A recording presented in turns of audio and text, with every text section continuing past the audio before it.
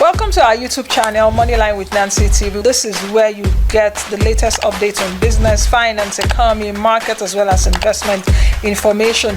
If you couldn't follow us live on television, please do subscribe to our YouTube channel. Also, press the notification bell so that you can get notifications. Thank you. Enjoy this video. Dr. Amadi is back. He's director of Abuja School of Social and Political Thought. Doctor, can you land on your thoughts? Your brain was telling you that Trump will win. Your heart was telling you Kamala? No, my brain, my heart, because the mainstream media kind of, raise issues like personality traits. Towards the end, Kamala had seemingly flawless ending. Talked about bringing it all together. Trump seemed to have spoken more about, the same issue that appeared divisive. And the framing of it, it tells us about how the media frame. So some of us are saying maybe if it is that tight, with this kind of closing, where Trump seemed a little bit embittered, maybe he could lose the election. So for me, it was a matter of saying, with 70% disapproval of the Biden administration, it was difficult to see how the incumbent, even though Harris was not run as a presidential candidate and not as vice president, could win. And then you also look at, I consider the issues around how the people felt the coalition, the inability of the Democrats to build a new coalition. They have been strong on social issues, social agenda, transgender issue, sexual issue, and all that, and reproductive rights. I didn't feel that it was going to build up the kind of coalition that Biden used to beat Trump, especially with the COVID. Now you have the incumbent suffering a loss of approval level very low. People are not satisfied with the economic performance of the government. Those social issues around reproductive rights, as important as it is, it didn't seem to me enough to close the deal. So I believe that Trump will win, but somehow the narrative out there, the way that the mainstream media created this fascist, racist, and maybe Sexism too. Figure. Do you think that? Yes, which is not really true. Yeah. Do you think that sexism also played a role here? You've just said something which is very important. Kamala had 107 days to prepare for this election, but the narratives that the Democrats brought out wasn't enough, as it were. Abortion rights and all of that, immigration, being a little bit lax on immigration did not secure this win for the Democrats, as well as even racism or the racial dimension, putting it so, let alone, which I also mentioned, sexism, a woman, America isn't ready for a woman, then let alone a minority woman, a black woman, or whatever thing she identifies as, to win. Mm-hmm. Well, I think the racist issue is very difficult, but it exists, just like sexist issue exists, in the sense that there are many patriarchal cultures and generally, but the way I put it this way is, look, historically, we know that women tend to support Democrats because of maybe the liberal ideals in a way. We've seen both many elections, the women voters, especially educated, college-educated young women, with reproductive health on the table, that will go on. Again, is it possible that a different kind of black woman could have probably defeated Trump? Let's put it this way. Before now, Kamala had the lowest rating of any vice president. So suddenly, Biden goes off, and then she becomes the darling of everybody in the democratic ecosystem, the mainstream media. But she wasn't that. In 2020, she dropped out of the race first time. She couldn't get one delegate. And then they asked that a black woman must be on the ticket, and Biden brought her. So some people argue that essentially, not like she's not a professional, but some level of affirmative action. She's not won an election in a diverse, competitive, California is a safe zone to win. And her career has been built around some kind of being helped somewhat, which is okay. So the point I'm making is she wasn't really a very strong candidate. They won.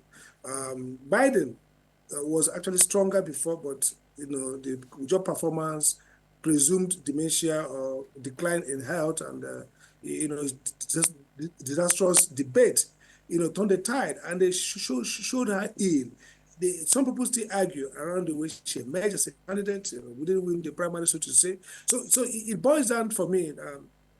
We might talk about, race sexism, but it's difficult to say how much is about her as a candidate, how much is about the changing landscape and demographics, how much is about the economic realities, and how much is still this racist, sexist issue. The demographics, the data shows that she underperformed in every indicator that Biden did well.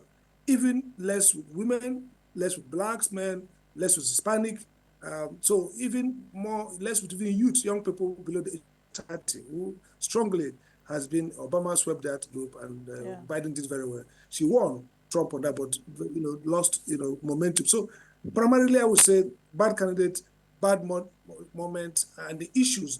Even though she flip-flopped, I mean, look at her extreme views on transgender, extreme view on the border, but she tried to flip-flop, come back to some kind of middle ground, but it wasn't enough to close the deal. Do you think that President Biden should be blamed for the loss of this election? That's one. Then number two, do you think that perhaps if President Biden did not step down, he would have also won this election? Because it's like a white against a white, as it were. Because you saw what I saw on the line last night, because when you're monitoring U.S. elections, you need to watch those elections closely. When you're beginning to see the long line and the kind of people on the long line, you should know where that election would swing. So is Biden to blame for this election and for this election loss for the Democrats? And perhaps if he had not stepped down, would he have won? Okay, good question. I mean, interestingly, I was telling my son this morning that Biden, miraculously, after dropping out, looked stronger now, physically. Yeah. I mean, during that period of before he dropped out, or was forced out, actually, he looked very frail. He looked terrible. Every attempt to repair the disastrous debate failed because his look was really something else. Maybe out of pressure, he's now regained some level of stability, bodily stability. So in a sense, if he looked the way he looked today, and probably articulate as he is today, maybe the disastrous outcome Democrats were afraid of couldn't have happened. It's arguable that it could probably, in Philadelphia, for example, the places he won Trump narrowly, and the places, some of the major blue areas, you will say, he won heavily. But Kamala underperformed. So it goes back to trust question. Could those people who are essentially Democratic voters trust her less? Could it be sexism? Could it be her own personality? Could it be that? So you're going to have two variables here. One is the fact that if Biden was on the ticket or remained on the ticket, he couldn't opt out of the incumbency factor. Kamala at some point tried to say this she will do differently. Maybe I'll get a border tighter. Biden will be incredible to hear him talk about what would he will run on his record, dead on the record. Kamala can opt out, even though she didn't do that much and early enough to opt out of the record. So we don't know whether Biden would have done worse than what Kamala has done. But another quick question is, I think at the point they removed her, the polls show that Biden removed him, was underperforming.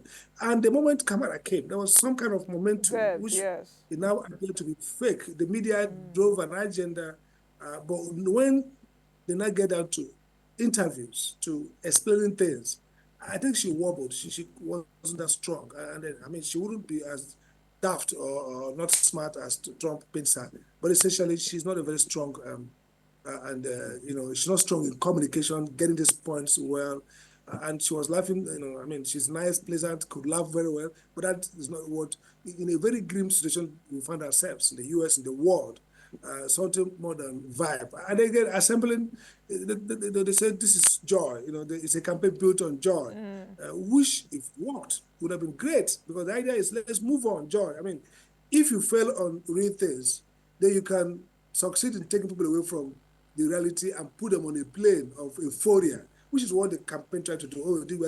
I know that Trump also evoked some kind of threat and dread, and maybe old white man, than something that is not that romantic in today's TV-based and narrative and wokish-based narrative. So contrasting joy from chaos looks smart, but it was unreal. This is not time for joy. This is time people are grieving. Mortgage is going up. The people are housing costs, inflation, energy costs, and they're seeing real chaos coming next door. They see migration level that was almost getting to pandemic level. So the question then is, how would the narrative of joy really, cut the deal? And so that failed as well. I'm saying that maybe people can even argue that if Trump wasn't perhaps himself destructive in some sense with his own undisciplined utterances and all that, maybe it would have been a bigger blowout. Who knows? So the real thing here is the Democratic Party needs to pull back a little bit. They've gone too extreme. I mean, look at the peak of the vice president to Kamala. Many people thought Josh Shapiro, the guy, the Pennsylvania governor, would have been a good pick. But the argument was that some of the strong caucus didn't want a Jew on that ticket as VP. And arguably, we can see whether that played a role in the loss of Philadelphia, which was, once you lose Philadelphia for the Democrats, they just don't have a pathway. We saw Flotter, the senator, Futterman, and arguing strongly. Sometimes you talk about Trump being popular in Philadelphia. So it's really now back to stock taking. And my view is that, look, this election initially looked like was going to lose it. Later, they built up a bubble in terms of momentum with all the stars and rain, with Obama moving. But you can see that those anxiety, beneath that momentum was a clear anxiety that they are losing some of their core coalition. The black male didn't show up as they used to show before. Even some of the white female that ought to have signed up based on reproductive right, some held back and voted for Trump. So this is a moment, how the world will be reconfigured. We'll not wait for a Trump presidency. I've always said that Trump governs more reasonable, better than the tops. In the last 4 years, apart from the COVID era, Trump held well. Foreign policy, there are no wars. By the way, Trump didn't visit Africa, but Trump did not Yes, he did not visit Africa injure at all. Africa. But No, he didn't injure us. I yeah, mean, we I will don't come want to to, that, yeah, but okay. he called Africa, and I have to say it plainly because he said it openly. He called Yeah, the sure, continent a shithole. shithole. Yes, a shithole Yeah. continent.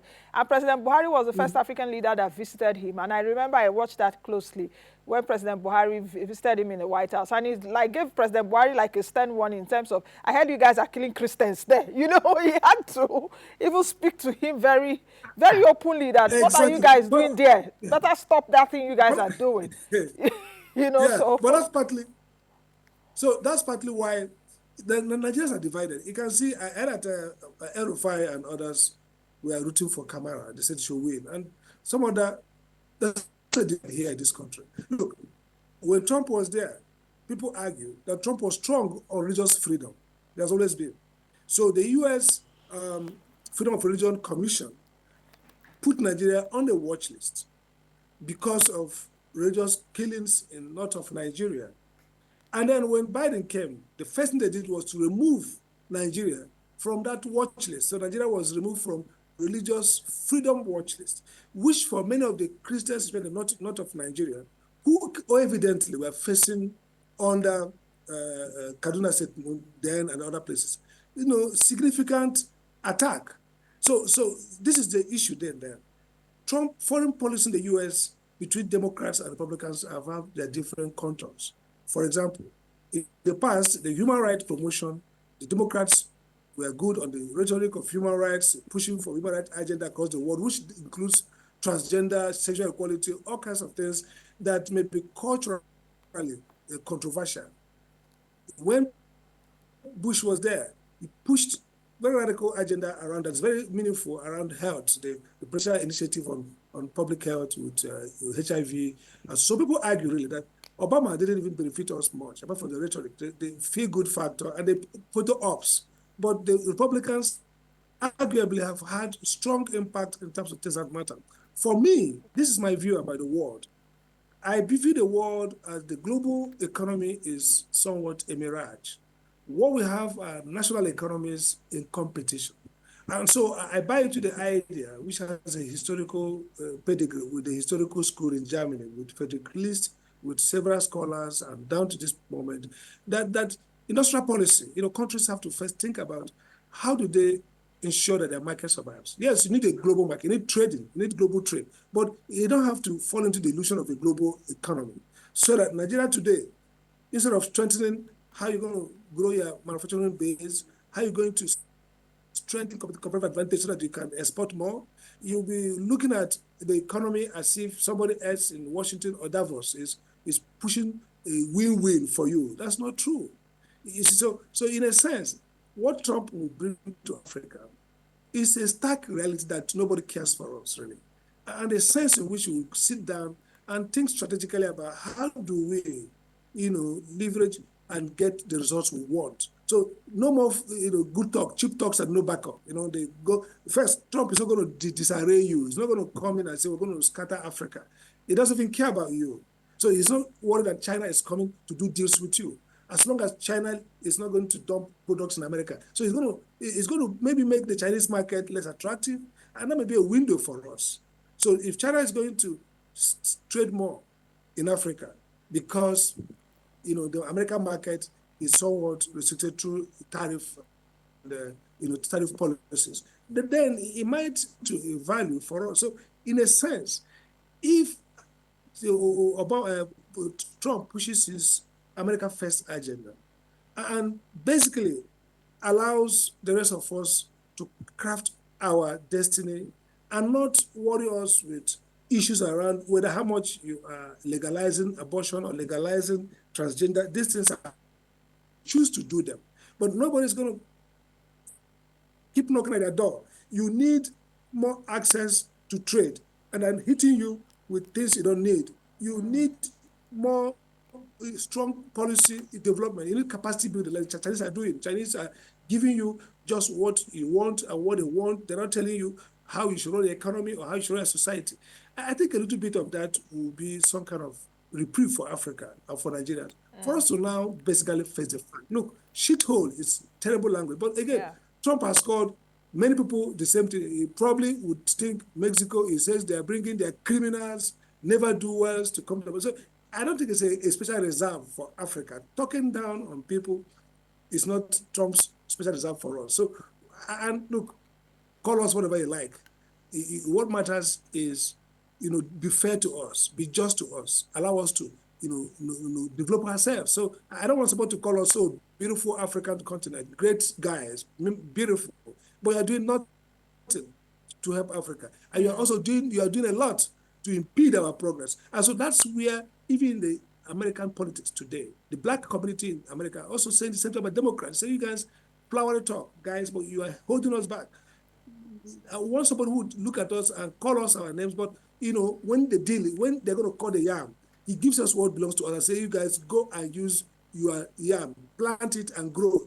I think that this romantic notion of the world order, the African vision should be to grow muscle and break in and fight and get what. Don't bother about who calls you good name. They speak well about you at home in secret. The open, they but say the secrets they absolutely. yeah, then they do something else. Absolutely.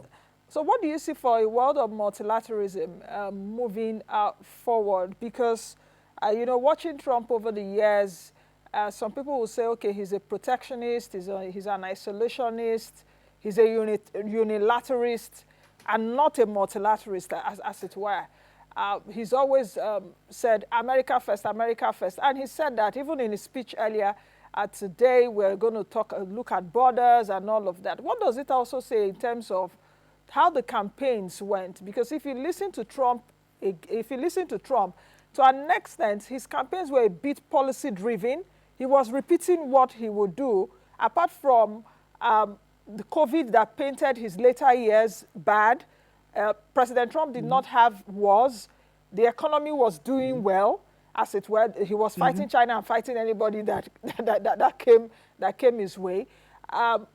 The second question is around the reasons that this election also went the Republicans' way. Because earlier on, before you came on, I said, okay, perhaps Americans decided, this elections was decided on economy, was decided on immigration, was decided on foreign policy. Economy in the sense that $100 earlier during Trump's era would be $126 now. Gas prices are up like what we are suffering here in Nigeria.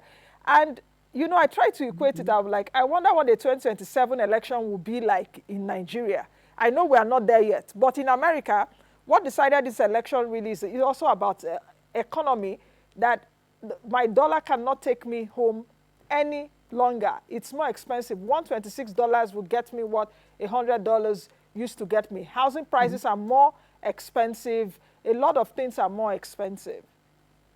The opposite is the case here in Nigeria. I wonder what 2027 will be, if it will be a referendum against the economy, or the politicians will do their political way and rig everybody out or rig themselves in. Absolutely.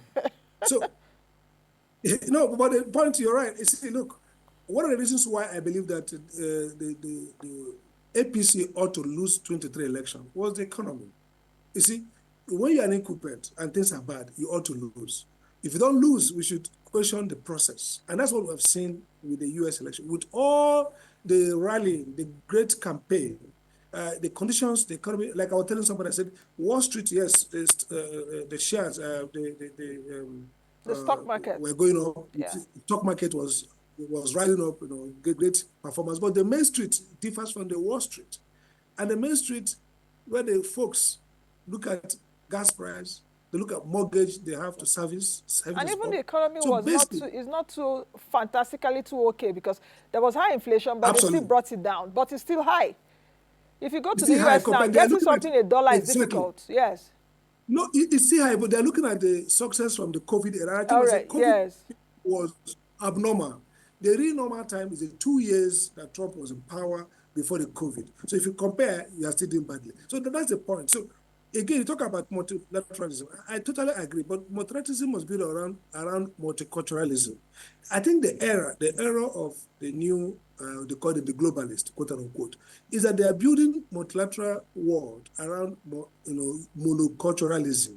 The idea that markets can work, trades can work without necessarily all of us agreeing on, say, transgender, or agreeing on, say, one social agenda, one social policy. So the mainstreaming together of a free market or a world trade structure with certain monocultural, value-based things. For example, climate change. We can have divergent views about the risks, the harms, the threats, and the to do with change.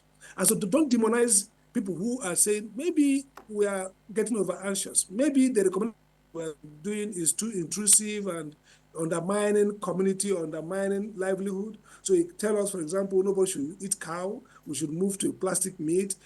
So the problem now is this globalized philosophy is now being passed on as science. And that's what we saw with the COVID. Many of us felt, and the evidence now shows, that some of even the drug, think about the COVID, ebomycin, hydrochloroquine, we are straight away demonized and cast about. Now, real science, Lancet, the journals themselves are now saying, yes, people were hasty, but it was ideology that was driving science. Science was captured at a point. In the same way, we want to see a multilateral world. I don't say a bilateral world. Now, I think what Trump policy, foreign policy will be like is this. Look, yes, he probably pushed Europe, put pressure on Europe, and Europe had to up their security budget. So, you know what? You guys can't dump this on America. And it's not just about Trump.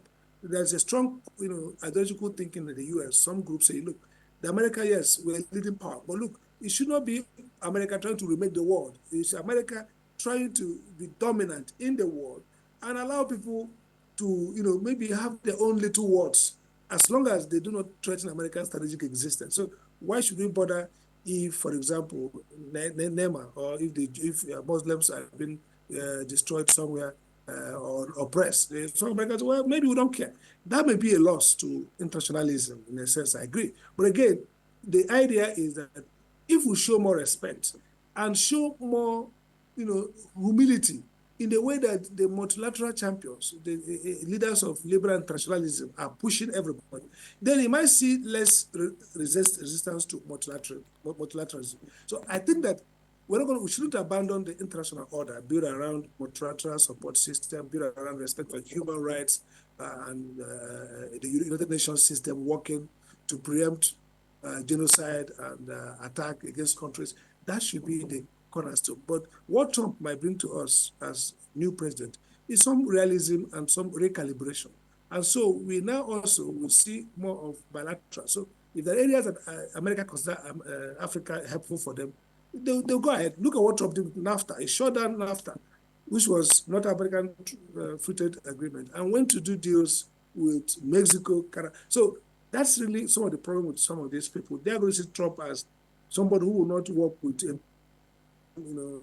a platform, but work with Hungary, might work with other countries, might work with these countries, to Moldova, to extract deals. So are we going to get to a world of transactions and move away from idealism to a new world order of realism where bilaterals may be more important than multilateral? So that's something that we start thinking. In Nigeria today, we should have people thinking around these possibilities. Look at Hikemi now leading the Conservative Party, even though they have a long walk to ever coming back to power.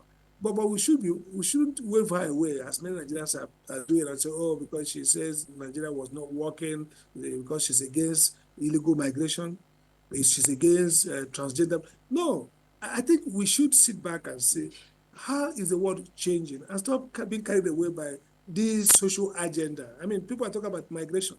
Nobody's against people coming to the country, from my own understanding. They're against illegal migration. And why should we build African renaissance on illegal migration? Why are we so bothered about leaders who say they want to reduce migration or they want to cut down on illegal migration? Why should it be a topical African agenda? Why should it be a strategic African focus? Instead of thinking around how we can create the political leadership we need to harness our resources and then enter into the world and see opening. Because each of these shifts present an economic advantage for Africa if we optimize our resources and begin to provide value. So I don't want to be, cynical about dismal about a second Trump presidency. I see shifts that Africa and Nigeria can benefit if only we move away from being, captives to foreign, idealism, things that probably are not even real in our system. We latch onto them, talk about fascism. We have real crisis here. The crisis of a primitive accumulation, crisis of a system of personalized dictatorship. We need to deal with that. Okay. And then hope that Trump does not totally derange the global order. And I don't see that happen. Again, like I said, Trump governs far better than his rhetoric. Don't you think that President Trump will come back perhaps with like a vendetta? And he said that when he comes back, if he comes back, he will jail, he will deal with those that dealt with him earlier. This is a man, of course, convicted, facing a lot of charges. And I think this is the first time in history America is having this kind of man, and that's why he's mentioned in his speech this morning. This is the greatest political comeback, yes, in history. But let's put that aside and let's take a look at some of the things that are happening right now in the world. The Russia-Ukraine war, for example. How do you think that he would approach this? Because he said, okay, I'm going to call Putin one, and the war will end. And people actually believe so. He believes so himself. Take a look at China. The two administrations, whether Republicans or even Democrats, are a little bit, they are all anti-China, as it were.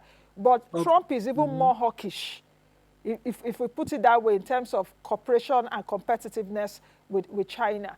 Which other, okay, now Israel, the war around Israel, Gaza, Lebanon. How do you think that he would, handle that? Then there's another component, Iran. Now, how do you think he would handle that? Also remember, let me go back to when he was president. He visited, I think, Palestine, yes. He visited the president then, is it Mahmoud Abbas, when he was president. So how do you think that a second term Trump presidency will handle all of this? Is there any other thing I'm leaving out? Because we have, potpourri of these wars. Then let me also put this in. Our own Okonjo-Iweala is coming out for a second term. for the WTO. She has announced that. Do you think that President Trump would support her? Because no one has actually come out now to say they are opposing her, as it were. And she's doing well in that job. I was personally in Geneva, I think last month, and I saw the kind of respect, dignity that the rest of the world accords this woman in terms of her, her knowledge, intelligence, and her handling of this job, and actually put the WTO again at the forefront, an international organization that was losing its face. Absolutely. Absolutely. No, let's start with Konjuwala. I think a great leader, I mean, smart woman that knows what she's doing. But again, look, they, they, he put Trump's presidency victory. By the way, he has just been projected the Oh, winner the by winner. CNN, and Yeah. it's done. Okay. Now, take Trump as is underwriting this Trump presidency is also a debate in the world as to what kind of world we want to see. So first, Okonjo-Iweala is a fully paid up member of what some may call the neoliberal, the globalist. She is a Washington woman. She's the World Bank. She's been part of the Gavi Alliance as a board member chair. So the first time Trump government allegedly opposed her, not because of her, maybe because of narratives. So there are this just like when you win now, you staff your team with the kind of people you want, the agenda. When Bush was president, they put in a neocon, so to say, as president of World Bank. So this is our agending, like they say in Nigeria. Trump may also oppose a second Okonjo-Iweala. We don't know. But the argument will not necessarily because of her or performance, maybe because they want to change the direction of the World Trade Organization. The WTO has been great. She has brought life to it. But again, it's all about how do we want to see world trade move? And so that debate, the policy guys around Trump will sit back and look at it and say, okay, what does she bring to the table? Who is she? She's smart politically, so she'll probably have a way to make herself safe for all and get through. And we pray that she gets through. Now, let's start with Ukraine war. Interestingly, the Ukrainian president Zelensky has just sent a tweet and correcting Trump and making the point clear that they had fruitful discussion with Trump. What Trump will bring, different from Biden, is some level of pragmatism. It doesn't mean he will get decisions right. The notion that X is evil, we can't talk to them. I mean, Trump prides himself on the art of the deal-making art. And the thing There's a about book like deal-making that, The is, Act of the Deal. yes, deal-making. So he Yeah. prides himself as a deal-maker. Now, what that means, at least the starting point for deal makers, is the recognition, a tendency to de-emphasize ideology and labels. So it's not racist, X, or dictator, killer, Putin, and all that. So he met with Zelensky, they met, and he told them, and he said, I want to end this war. So two things are possible. Trump would immediately go in to bring the two of them to talk to themselves. By the way, part of the narrative is that what led to this new escalation was that at a point the US government went to ask Zelensky to renege from what looked like an agreement. So might end up settling this matter in a way that the European hawkish guys may not like, in a way that maybe gives some face saving to Russia and helps Ukraine to get some victory. So kind of, divide the pie. It won't satisfy the ideologists who think in terms of, evil and good fighting. So evil must win, good must win evil. It won't satisfy them. It will be like a capitulation. We need to bloody Russia. And this idea that Russia is the evil that must be conquered perennially, eternally, might not be the right way to go. So you will see some scholars also, like people like Jeffrey Sachs, who are saying the cause of this problem is because you guys, the agreement post the fall of Berlin and the end of communism was not to encroach anymore. Don't bring all these people around Russia into the EU, into the American, the Western military park. Leave them with Russia so that it doesn't constitute a threat to Russia. So we're going to see that narrative come back again. I say, okay, what will be safe? The bottom line that Trump will most likely than Biden or Harris bring an end to the killing and the war. Now, back to Israel. Interesting that in Michigan, the Islamic and the Palestinian groups endorsed Trump. And this is Trump who has his support for Israel. He was bold to do what no other person did. Take the capital, affirm Jerusalem as capital, the American embassy there, and of course his Abrahamic Accord got some support from the Saudis, and as soon as he left, where that seemed to have ended. So I think that something about Trump that will help is that one, he talks about strength, and his own idea of American strength is not the U.S. invading countries. It's a sense in which the U.S. is in that room and be able to compel, you know, agreement on certain positions that align with the U.S. position. And depending on who he has with him this time around, we can see people who will try to get closer to a fairer deal. Maybe a deal that pushes Israel to end the war and some of the killings, and a deal that gets the world rally around denouncing Hamas. We saw some equivocation, whataboutism, that enabled Hamas. We saw when Biden came in and losing those, Trump was clear about Hamas being terrorists, was clear about Hezbollah, was clear about Iran. But we now see from hindsight that the loosening of those restrictions around Iran, enabled Iran to finance a resurgence that is now landing us to, God forbid, a major war in the Middle East. So I Okay. think that Trump might be better. And then you talk about China. You're right. The two parties are on China Anti-China. in the thinking of geo-economic narrative. China is the big problem. China is both a competitor in security, in national security, defense. It's also a competitor in the economy. So the Americans have a consensus to tighten China, hold China down. But whether it will work and whether it will destabilize the peninsula and the world is anybody's guess. What will Trumpnomics 2.0 mean for climate change? You know his views on climate change. The world went back a bit during his last 4 years. His views also perhaps even on trade. And yes, electric cars, as it were. Though even in his speech this morning, he eulogized Elon Musk, and perhaps who knows if he will give him a role in this administration one way or the other, because Elon Musk he called him a genius this morning, and that there should be spaces created for geniuses, in America. So what do you think about that? Then coming down to Africa, of course, we're talking about stricter migration policies, as it were. So what's your outlook for Africa, and how do you think a President Tinubu should operate with a President Trump? If President Trump Well, is even if he's even if he's even if even if he has the time, if he has the time for African leaders, you know. well, I think, look, starting with Tinubu, Tinubu has already sent congratulations. Some people, Tinubu's opponents, think that maybe we're going to see the FBI, sorry, CIA or FBI declassify some things. And we've seen that Tinubu had some records with the U.S. government, whether good or bad. So the pressure is one. Secondly, election in 2027. How will it play out for Tinubu with the Republican in power?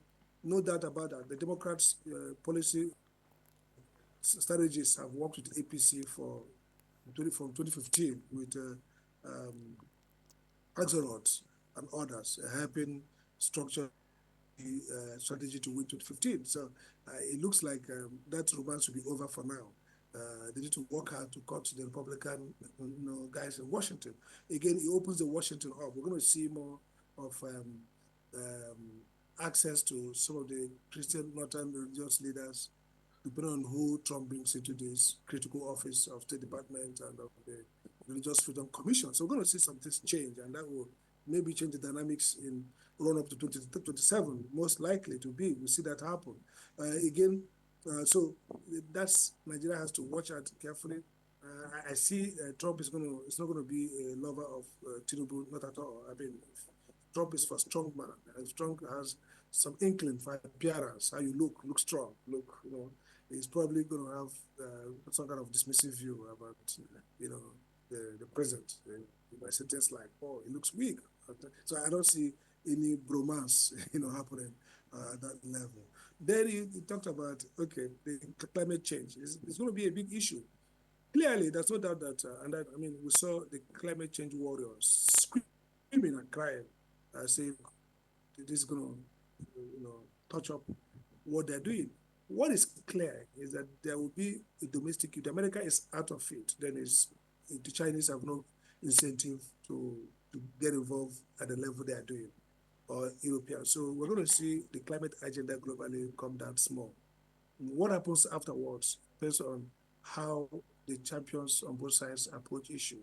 So the Americans are going to look at the impact on the economy already, energy, drill, franking. Those issues are going to come up again, and they have impact on the climate change again, the electric vehicle, the mandates will probably not be there. I mean, Elon Musk will connect with Tesla. Governments will likely not block that, but we're not going to see the kind of extensive mandate that tries to stop, regular manufacture of cars in the US. That will not happen. So that will have an impact. Again, some of the support for green-based organizations and interventions, or coupling diplomatic engagements, diplomatic support for countries to a climate change agenda will be less so. So in many ways, the climate agenda will be affected. The world may not be worse off, really, because don't forget, I say that some of the views and some of the prescriptions are extremist. Some of the sciences are disputable and contentious. So what we know is that we need to be good, effective managers of the environment, that certain footprints must be reduced, carbon emission must go down, but to how many degrees and to how much are we going to interfere with natural lifestyle, human beings' life? Some people are even talking about depopulating the world. So there are ethical, moral questions that will be addressed differently under a Trump presidency than also from when it was addressed under a Harris or Biden presidency. So we should be ready for all. And then I think generally, Africa, like I said, is unfortunately not very consequential here. We need to make ourselves consequential. Asia has made itself consequential. South Asia is doing well. East Asia has done extremely well. So let me So there's drop no this reason in. why. Doctor, let me drop this in as we close. Since you're saying that Africa should make itself consequential, do you think that the BRICS conversation will begin to make us consequential? Being that, of course, the BRICS nation, a few more countries have been added, just like as sitting just for observers, as it were. Do you think that with that, because I remember, was it about 10, 15 years ago, this notion of after BRICS was mint as number of countries, but I don't know what's happening to that now. Malaysia, India, Nigeria, and Turkey. So do you think that with that BRICS conversation, de-emphasizing the strength of the dollar would make President Trump also look the way of other countries, Africa as a continent inclusive? Yes, I think it's interesting how Trump reacted to BRICS. Don't forget that the BRICS, some of the guys there, China, Russia, for example, Brazil. are countries that Brazil, China particularly, Russia particularly, countries okay with it. China, well, it's always, we're going to see out there. Brazil, the guys there are anti-Trump. So it's like a mixed house. But what is common to them is they want to move away from a unipolar world, from a dollar-based economy. Now, I think America first. Trump would not like that. So arguably, how he responds would matter. Will he going to now take extreme view of diverting support for countries, or fighting those countries, or doing something nasty in terms of economic warfare against countries that are in that coalition? Want to know? And again, would there still be strong incentive on Russia to continue to drive this together with China if a regime in Washington is one that is a little bit tolerant of Russia, as Trump will be, not because of alleged any other personal interest, but because of his philosophy. So if that happens, will Russia step a little bit back from pushing BRICS, at least pushing BRICS as a counter to an America that Russia will want to, cut, and Russia has a possibility of some degree of normalization with. So it'll be an interesting time to go. But for Nigeria and of Africa, I mean, South Africa is there. For Nigeria particularly, I think we shouldn't be just entrism, enter, join. What matters is a clear-minded risk-benefit assessment, a clear-minded economic agenda that we say, okay, we are a member of this BRIC coalition. This is actually what we're going to get vis-a-vis what we're going to lose. Are we getting anything for the U.S. from, being part of the American so-called coalition? No. What are we going to lose? We think about it. So for me, I think that our economic salvation doesn't lie in entering one or the other. Entries should be complementary to real homegrown strategy. And the way the world is disrupting with transition to green energy, with IT, AI, and other technologies, with reconfiguration of the geopolitical landscape, and with economic changes in economic, even on tradables, commodities, ideas are shaping up more lucrative than commodities. So with that, it's an opportunity for unusual economic strategy. So we don't need to really belong to any group to kind of grow, take advantage of this economic change to prosper. I think what matters is a commitment to development agenda. Like the East Asia, we must have a concise, clear development agenda that's look at the world as it is today and carve our path, just like the Trump-Biden is carving a path to 270. We have to carve our path to prosperity. And if that path travels through BRICS, so be it. If it doesn't travel through BRICS, we shouldn't force ourselves to be in that group. I think we'll leave it at that. Thank you very much, Dr. Amadi, at least for this incisive analysis. We've looked at the different dimensions, the social, political, economic dimensions of this Trump win. It's still, a few days ahead.